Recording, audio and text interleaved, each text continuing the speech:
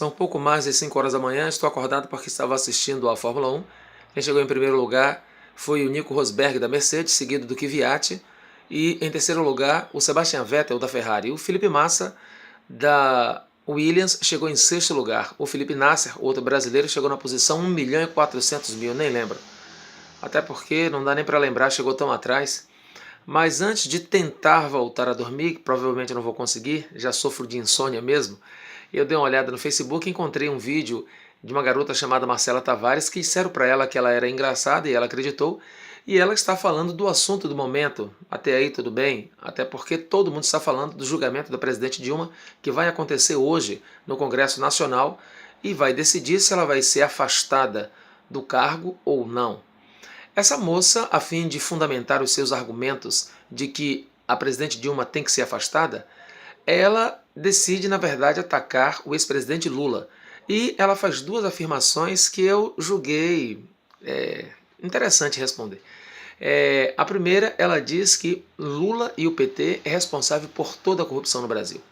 A segunda afirmação que ela faz é que Lula e o PT é responsável por essa crise econômica que nós estamos vivendo. Vou começar respondendo pela segunda afirmação.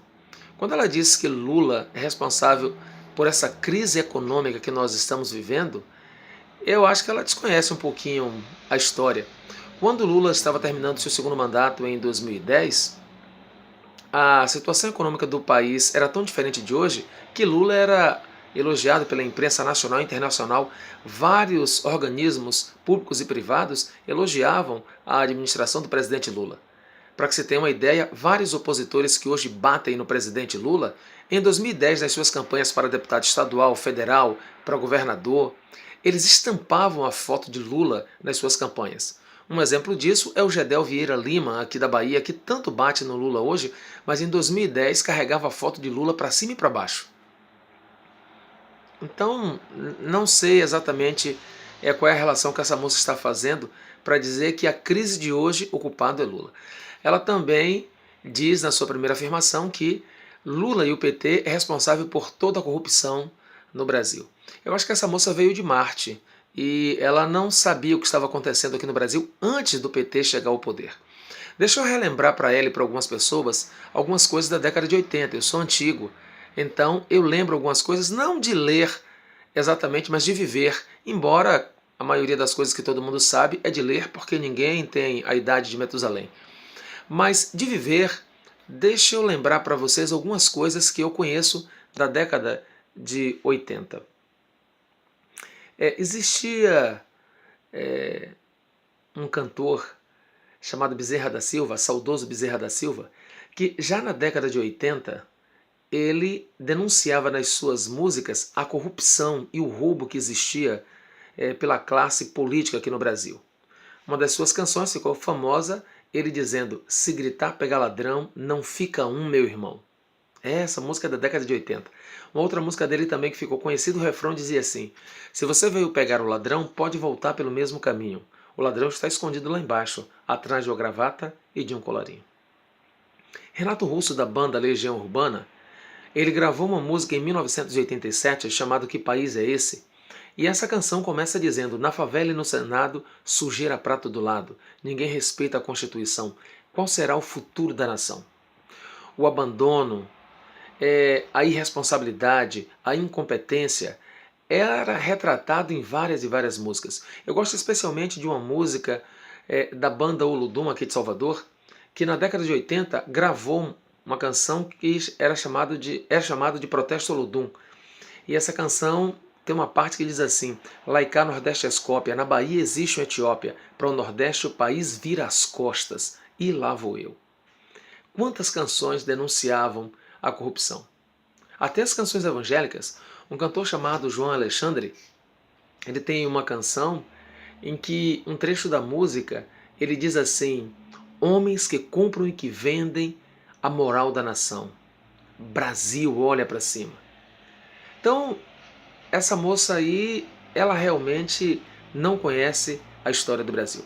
Só para você ter uma ideia, como a corrupção no Brasil corria solta antes mesmo de o PT chegar ao poder, Existia um deputado chamado João Alves, ele já morreu, que o diabo o tenha lá nos infernos. João Alves, ele cometia tanta corrupção que um dia ele foi chamado a prestar depoimento sobre o seu enriquecimento, que era incompatível com seu salário de deputado. E lá ele disse o seguinte: olha, eu tenho tanto porque eu ganhei na loteria. Mas, deputado, mesmo ganhando na loteria, o seu patrimônio é muito, muito elevado. Nem ganhando na loteria. Aí ele deu a sua segunda explicação. Ah, mas eu não ganhei uma vez só. Eu ganhei mais de 200 vezes. Mas, deputado, não é possível um ser humano ganhar sozinho mais de 200 vezes na loteria. Uma vez só já é difícil. Aí ele deu a sua terceira explicação. O que é que eu posso fazer se Deus gosta de mim e me abençoa e me faz ganhar tantas vezes?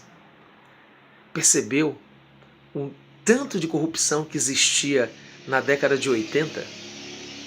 Então dizer que a corrupção começou agora é resultado de uma ignorância cavalar. Agora eu vou encerrar esse vídeo mudando de assunto só para chamar a sua atenção para uma coisa. As organizações Globo, estou dizendo organizações porque o que eu vou falar agora era de um período que a televisão Globo nem existia ainda. As organizações Globo desde 64 nunca esteve do lado correto.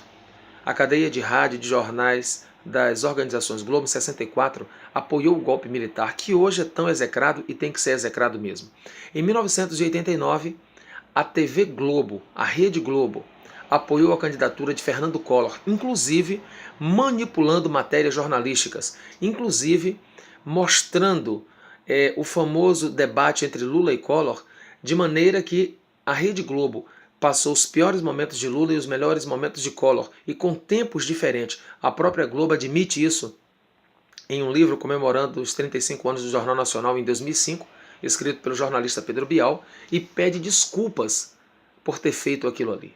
Ou seja, a Rede Globo sempre esteve do lado errado. Dessa vez, a Rede Globo está do lado de Eduardo Cunha, de Michel Temer e de Renan Calheiros. Você acha que a Rede Globo está do lado certo dessa vez? Ela nunca esteve. E dessa vez, você acha que ela está?